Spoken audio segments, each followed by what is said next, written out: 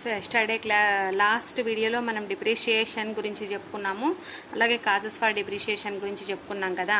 So present methods of depreciation. So we have three methods: straight line method, written down value method and annuity method. మనకి 3 methods ఉన్నాయి. So 3 methods నుంచి మనకి problems అనేటివి ఉంటాయి. So 3 methods ప్రాబ్లమ్స్లో నుంచి వచ్చినప్పుడు మనకి straight line method and annuity method అనేటివి చాలా easy.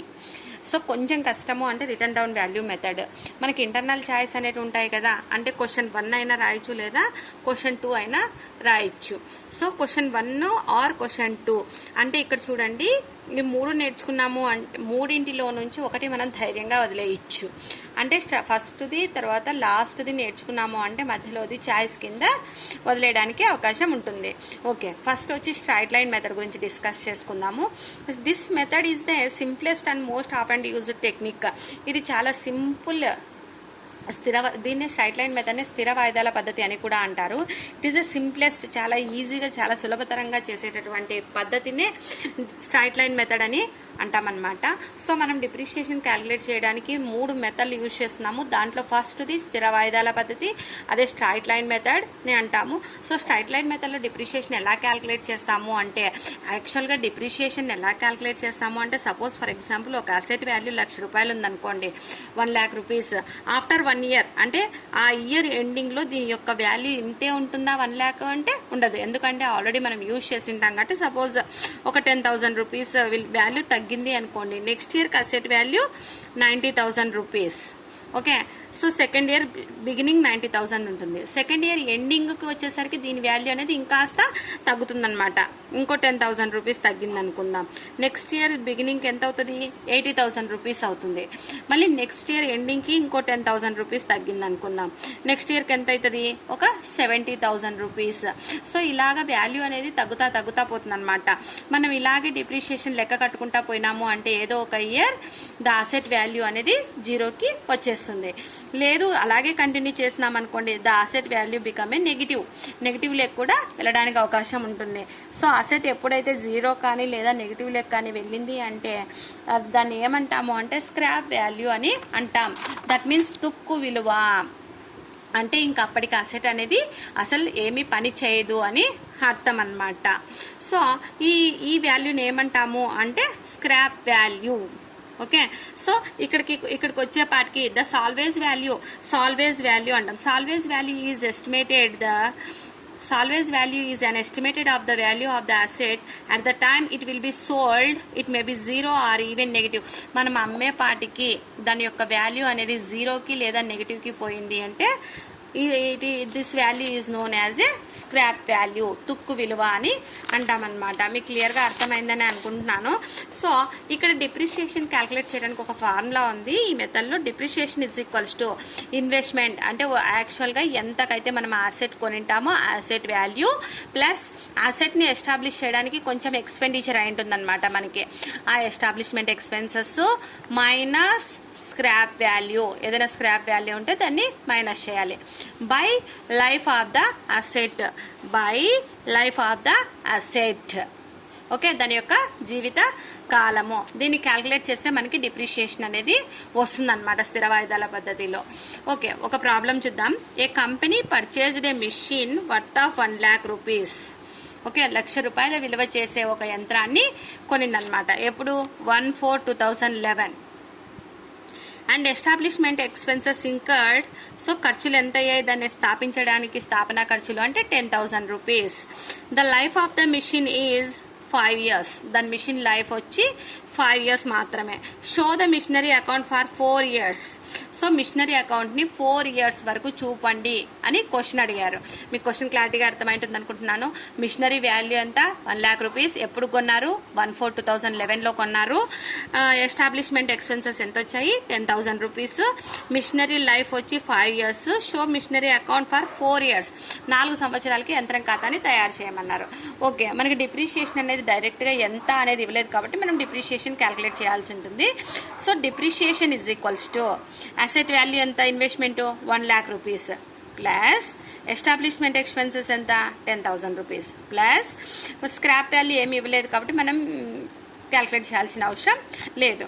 Divided by life of the machine ఎంత 5 years. బై 5 years మనకి 22,000 డిప్రిషియేషన్ అనేది వస్తుందన్నమాట. సో ఈ 22,000 అనేది మనకి ఫిక్స్డ్. ఎందుకు అంటే మనం స్ట్రైట్ లైన్ మెథడ్లో క్యాలిక్యులేట్ చేస్తున్నాము, స్థిర వాయిదాల పద్ధతిలో క్యాలిక్యులేట్ చేస్తున్నాం కాబట్టి ఈ 22,000 అనేది స్థిరంగా ఉంటుంది ప్రతి సంవత్సరం. ఇప్పుడు చూడండి మిషనరీ అకౌంట్ చేయడానికి ఫార్మాట్ చూడండి. అకౌంట్ అంటేనే T shaped format is called account. left hand side of the account is called debit, right hand side of the account is called credit. Okay, so date, particulars, amount. మళ్ళీ it side right side date, particulars, amount. Okay, so first ఇక్కడ చూడండి problem calculate చేయడం చూడండి ఒకసారి. First మనం machine ఎప్పుడు కొన్నాం? 1/4/2011. 1/4/2011. 1/4/2011. Okay, 1/4/2011.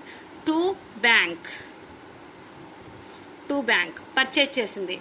ఎంతకు పర్చేజ్ చేసాం? 1 lakh rupees. 1 lakh rupees. Okay, so దీనికి ఎంత ఖర్చు అయింది ఎస్టాబ్లిష్మెంట్ చేయడానికి? 10,000 rupees.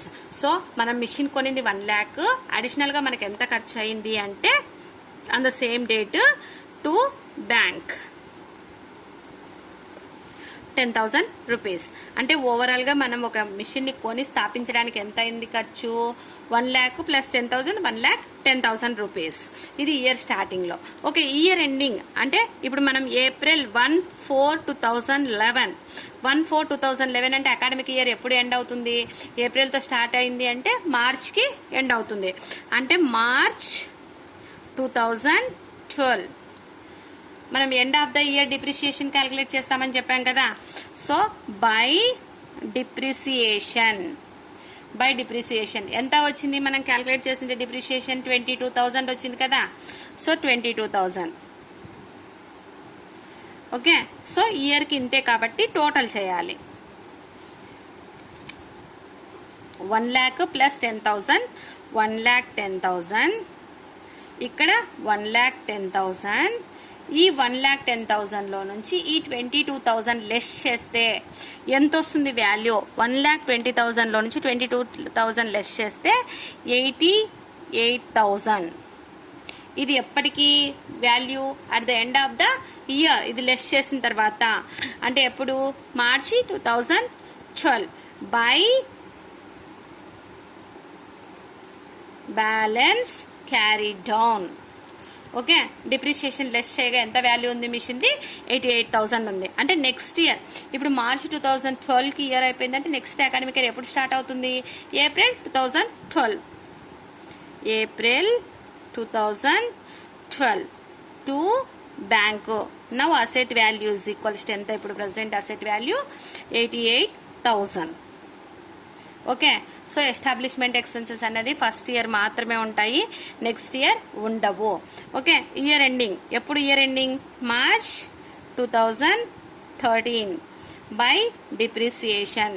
ఇప్పుడు డిప్రిసియేషన్ ఎంత అంటే మనం ఇక్కడ క్యాలిక్యులేట్ చేస్తాం అనేది fixed instalment method, straight line method కాబట్టి ఈ 22,000 rupees అనేది ప్రతి సంవత్సరం అంతే ఉంటుంది, 22,000.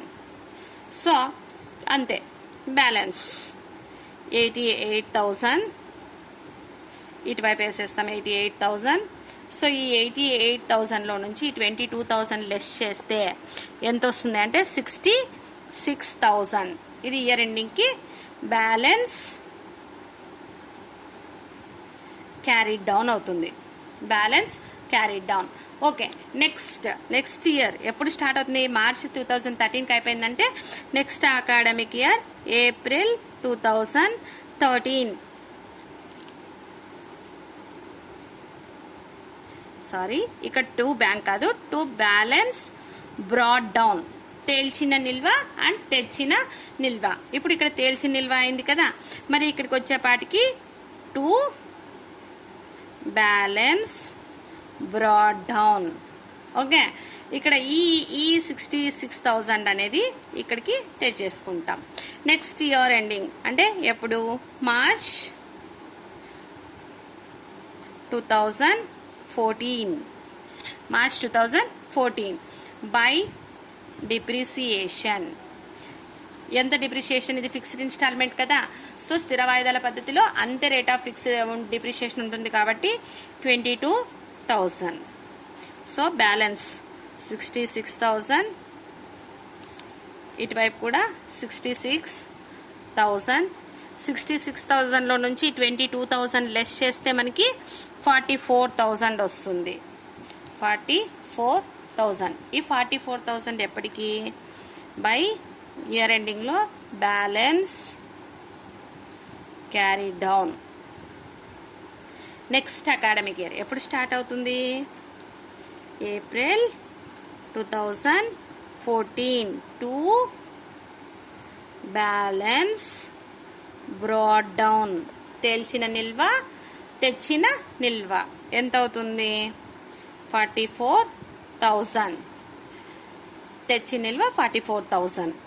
March 2015 year ending by depreciation. So depreciation అనేది ప్రతి సంవత్సరం క్యాల్కులేట్ చేసుకుంటా పోతాము.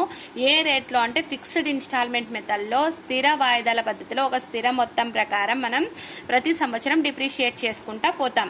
ఎన్ని ఇయర్స్కి మిషనరీని క్యాల్కులేట్ చేయమన్నారు అంటే 4 years వరకు క్యాల్కులేట్ చేయమన్నారు. కాబట్టి మనం 4 years వరకు మిషనరీ అకౌంట్ అనేది వేసుకుంటా పోతాం అనమాట. నౌ డిప్రిషియేషన్ ఎంత? 22,000. So balance 44,000. 44,000. ఓకే. సో 44,000లో నుంచి 22,000 లెస్ చేస్తే 22,000. ఇది ఇయర్ ఎండింగ్కి క్యారీడ్ డౌన్ అవుతుంది. Balance carry down. Okay. Next year అంటే ఏ year? April 2015 to balance brought down 22,000. Balance brought down ఎంత? 22,000. ఓకే. ఇంకొక ఇయర్ క్యాల్కులేట్ చేసామనుకోండి. సపోజ్ ఫర్ ఎగ్జాంపుల్, సో ఇక్కడ మనకి అసెట్ వాల్యూ ఎంత ఇచ్చారు? అసెట్ లైఫ్ ఎంత? 5 years కదా. ఇప్పుడు మనం 4 years వరకు క్యాల్కులేట్ చేసినప్పుడు ఇక్కడ వాల్యూ 22,000 వచ్చింది. ఒక్క ఇయర్ క్యాల్కులేట్ చేసామనుకోండి. సో అసెట్ వాల్యూ ఎంత వస్తుంది? It become a 0. Okay. So మనకైతే మిషనరీ అకౌంట్ 4 years వరకు క్యాల్కులేట్ చేయమన్నారు కాబట్టి ఇక్కడ వరకు మాత్రమే క్యాల్కులేట్ చేస్తాం. ఇంకొక ఇయర్ చేసామనుకోండి 0. That means the life of the asset is 5 years.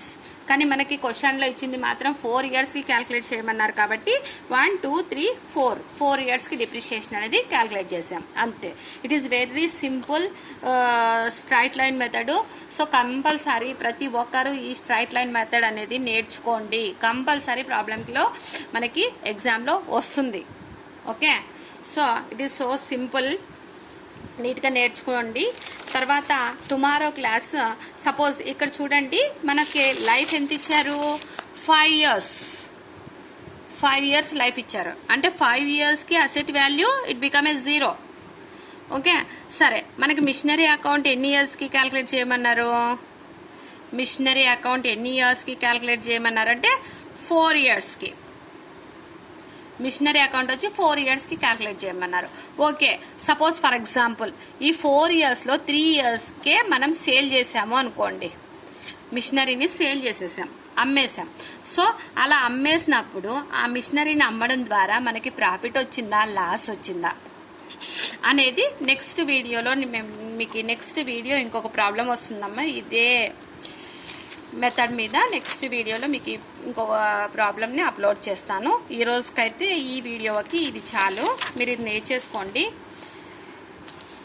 మీరు కంపల్సరీగా నా వీడియోస్ ఫాలో అవ్వండి. నా వీడియోస్ మీరు ఫాలో అవ్వడం ద్వారా మీకు ఎగ్జామినేషన్ పాయింట్ ఆఫ్ వ్యూలో it is very very very very easy అవుతుంది. Okay. Not only financial accounting, English, computers, business economics, Telugu, మీకు అన్ని సబ్జెక్ట్స్ నుంచి కూడా ఇంపార్టెంట్ క్వశ్చన్స్ కావచ్చు, ఏవైనా మెటీరియల్ పీడిఎఫ్ ఉన్నా కావచ్చు, ఏ ఉన్నా కూడా నేను అప్లోడ్ చేస్తూ ఉంటాను. సో నా వీడియోస్ మీరు గో త్రూ అవుతూ ఉండండి. మీరు ఎగ్జామ్స్కి చాలా గైడ్ అవుతాను నేను అని అనుకుంటున్నాను. ఓకే. Thank you.